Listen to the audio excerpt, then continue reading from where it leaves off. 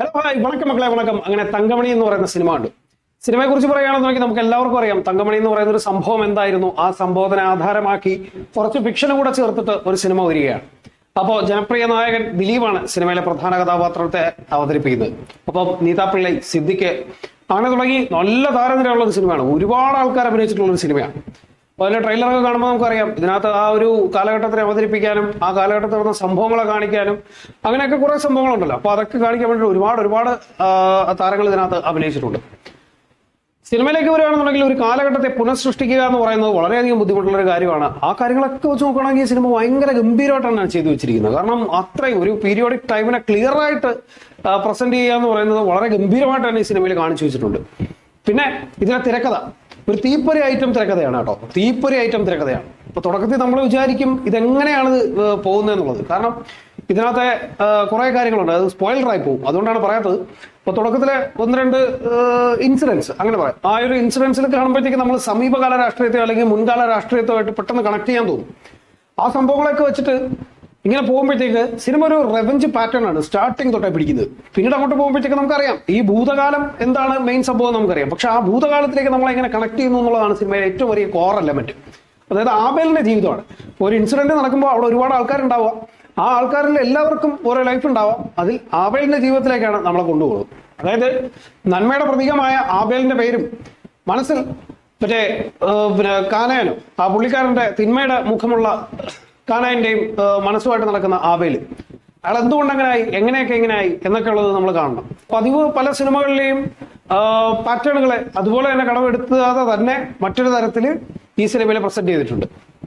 ഇതിന്റെ തിരക്കഥ എന്ന് പറയുന്നത് തീപ്പൊരി ഐറ്റം, ഞാൻ പറഞ്ഞല്ലോ, അത് ഗംഭീര ഐറ്റമാണ്. പക്ഷെ ആ സാധനം അതുപോലെ തന്നെ സെറ്റ് ചെയ്ത് ഇങ്ങോട്ട് കൊണ്ടുവരുമ്പോഴത്തേക്ക് വളരെ വ്യത്യസ്തമായിട്ട് തന്നെ പ്രേക്ഷകർക്കുള്ളിലേക്ക് അത് കണക്ട് ചെയ്യുക എന്ന് പറയുന്നത് ഇച്ചിരി ബുദ്ധിമുട്ടുള്ള കാര്യമാണ്.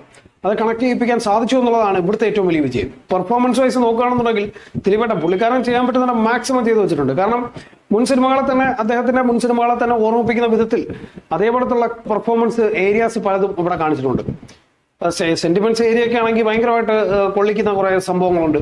പിന്നെ നീതാ പിള്ളൈ പുള്ളിക്കാരിയുടെ ബെസ്റ്റ് പെർഫോമൻസ് ആണ്. പിന്നെ അതിനകത്തൊരു പോലീസ് ഓഫീസർ ഉണ്ട്, പുള്ളിക്കാരിയെ കുറിച്ച് പറയാതിരിക്കാൻ പറ്റില്ല.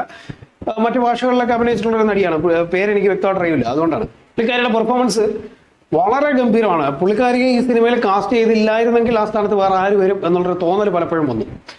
പിന്നെ നോക്കുകയാണെന്നുണ്ടെങ്കിൽ സിദ്ദിഖിക്ക കുറച്ച് പോർഷൻസേ ഉള്ളൂ, പക്ഷെ ചെയ്യാവുന്നത് വളരെ അടിപൊളിയായിട്ടാണ് ചെയ്തു വെച്ചിട്ടുണ്ട്. പിന്നെ ലൂസിഫറിലെ പോലീസുകാരനായിട്ട് വരുന്ന പുള്ളിക്കാരനും ഇതിനകത്ത് പോലീസുകാരൻ തന്നെയാണ്. പുള്ളിക്കാരൻ്റെ ആ ഒരു സാധനമൊക്കെ അതുപോലെ തന്നെ ഇതിനകത്തും നമുക്ക് കാണാൻ പറ്റും. ആ ഒരു നമുക്കെങ്ങനെ വെറുപ്പിക്കാം എന്ന് തോന്നുന്ന അതേപോലത്തെ ഒരു സാധനം ഇതിനകത്തും ഉണ്ട്. അത് നോക്കുകയാണെന്നെങ്കിൽ ടോട്ടലി ഇതിനകത്തുള്ള കഥാപാത്രങ്ങളെല്ലാം ഓരോ തരത്തിൽ അവരവരുടേതായിട്ടുള്ള രീതിയിൽ പ്രേക്ഷകനുമായിട്ട് ഭയങ്കരമായിട്ട് കണക്ട് ചെയ്യപ്പെട്ടിട്ടുണ്ട്. അതൊരു വലിയ വിജയം തന്നെയാണ്. പ്രേക്ഷകനുമായിട്ട് കണക്ട് ചെയ്യുക എന്ന് പറയുന്നത് വലിയൊരു സംഭവമാണ്. അത് സിനിമയുടെ ത്രൂ ഔട്ട് കിട്ടിയിട്ടുണ്ട്. പിന്നെ പകയും പ്രതികാരവും ഒക്കെ നമ്മുടെ മനസ്സിലും അതുപോലെ ഉണ്ടാവും. പിന്നെ എന്താ പറയുക, നായകന് വില്ലനോടുള്ള വെറുപ്പും ദേഷ്യവും ഒക്കെ നമുക്കും അതുപോലെ തന്നെ ഈ സിനിമ കണ്ടുകൊണ്ടിരിക്കുമ്പോൾ ഫീൽ ചെയ്യും. ടോട്ടലി ഒരു അനുഭവം സിനിമ എന്ന് പറയുന്നത്, അല്ലെ, ഒരു സിനിമ ഒരു അനുഭവമായി മാറുക എന്ന് പറയുന്നത് വളരെ ബുദ്ധിമുട്ടുള്ള ഒരു കാര്യമാണ്. അപ്പോൾ ആ സംഭവങ്ങൾ ക്ലിയർ കട്ടായിട്ട് പ്രേക്ഷകരിലേക്ക് എത്തിക്കുക എന്ന് പറഞ്ഞാൽ ഇച്ചിരി ബുദ്ധിമുട്ടുള്ള കാര്യമാണ്. പിന്നെ ഇതിന്റെ ബാക്ക്ഗ്രൗണ്ട് മ്യൂസിക് എടുത്തു പറയണം. കുറച്ച് പോർഷൻസ് ഇങ്ങനെ ഒരു സാധനം കേൾക്കും, കുറച്ച് സാധനം ഇങ്ങനെ വേറൊരു രീതിയിലേക്ക് വരും. പക്ഷെ ഇത് രണ്ടും ബ്ലെൻഡ് ചെയ്ത് ഉണ്ടാവുന്ന ഒരു സാധനം ഉണ്ടല്ലോ, അത് ഭയങ്കര രസമാണ് കേട്ടോ. അത് പിന്നെ ഒരു സൈഡിൽ അത് നിങ്ങൾക്ക് കാണുമ്പോൾ അത് മനസ്സിലാക്കാൻ പറ്റും അത് എങ്ങനെയാണ്, എന്തുകൊണ്ടാണ് അത് പറഞ്ഞിരിക്കുന്നത്. പിന്നെ ഇതിനകത്ത് എനിക്ക് ഇഷ്ടപ്പെടാതെ പോയത് ചിലയിടത്ത് കാണിച്ചിരിക്കുന്ന മേക്കപ്പുകളാണ്. കാരണം ആ മേക്കപ്പുകൾ സംഭവങ്ങൾ ഇച്ചിരി കൂടെ നന്നാക്കാമായിരുന്നു എന്ന് എനിക്ക് തോന്നി. കാരണം കുറച്ച് കൂടെ ബെറ്റർ ആയിരുന്നെങ്കിൽ നന്നായിരുന്നേനെ. കാരണം ആ താടിയും അങ്ങനെയൊക്കെയുള്ള സാധനങ്ങളൊക്കെ വരുമ്പോഴത്തേക്ക് നമുക്കൊരു ചിലയിടത്തൊരു അത് നന്നാക്കാമായിരുന്നു എന്നിങ്ങനെ തോന്നൂലേ, അത് തന്നെ നമുക്ക് തോന്നിയിട്ട്. പിന്നെ നോക്കുകയാണെങ്കിൽ സിനിമാറ്റോഗ്രാഫർ പണിയെടുത്തിട്ടുണ്ട്, ഇഷ്ടംപോലെ പണിയെടുത്തിട്ടുണ്ട്. നമ്മുടെ ഈ റീൽസിൽ നിന്നൊക്കെ ഇൻസ്പയർ ചെയ്തിട്ട് പുള്ളിക്കാരെ ഒരു സാധനം ചെയ്തിട്ടുണ്ട്, അടിപൊളിയാണ്. അതായത് നമ്മൾ ഈ റീൽസിനകത്തൊക്കെ കണ്ടിട്ടുണ്ട്, ഈ ഡ്രോൺ വെച്ചിട്ട് ഈ ട്രെയിനിന്റെ ഒക്കെ അടുത്തൂടെ ഇങ്ങനെ പോയിട്ട് അതിന്റെ വിൻഡോയിൽ കൂടെ കയറി അപ്പുറത്തൂടെ കറങ്ങി ഇങ്ങനെ വരണം, ആ സാധനമൊക്കെ ഇല്ലേ, അത് ഇതിനകത്തൊരു ചേസ് സീനില്ല അങ്ങനെ ഒരു സാധനം ചെയ്തിട്ടുണ്ട്. എനിക്ക് തോന്നുന്നു ഇതിന് മുമ്പ് ക്രിസ്റ്റഫർ എന്ന് പറയുന്ന സിനിമയിൽ അതുപോലത്തെ ഒരു സംഭവം വെച്ചിട്ടുണ്ട്.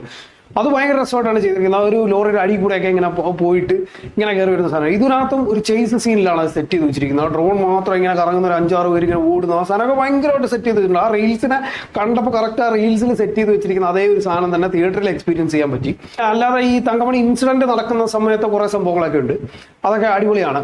അങ്ങനെയൊക്കെ തന്നെ സെറ്റ് ചെയ്ത് വെച്ചിട്ടുണ്ട്. പിന്നെ ആ ഗ്രാമം സെറ്റിട്ടാണെന്ന് ചില സ്ഥലത്ത് നമുക്ക് തോന്നൂല, പക്ഷെ ചിലയിടത്ത് നമുക്ക് ഫീൽ ചെയ്യും ഇത് സെറ്റ് ഇങ്ങനെ ചെയ്ത് വെച്ചല്ല എന്നിങ്ങനെ തോന്നും.